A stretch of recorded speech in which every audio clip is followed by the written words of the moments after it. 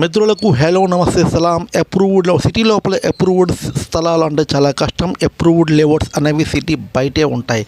కానీ ఈరోజు ఈ వీడియోలో మీ ముందుకు సిటీ లోపల విజయనగరం సిటీ లోపల ఒక అప్రూవ్డ్ లేఅవుట్ వీడియోతో మీ ముందుకు వచ్చాను. ఇది విజయనగరం సిటీలో ఉంది అప్రూవ్డ్ లేఅవుట్. సో మంచి రెసిడెన్షియల్ ఏరియాలో అప్రూవ్డ్ లేఅవుట్తో మేము ముందుకు వచ్చాను. గజం ధర కేవలం 25,000 మాత్రమే.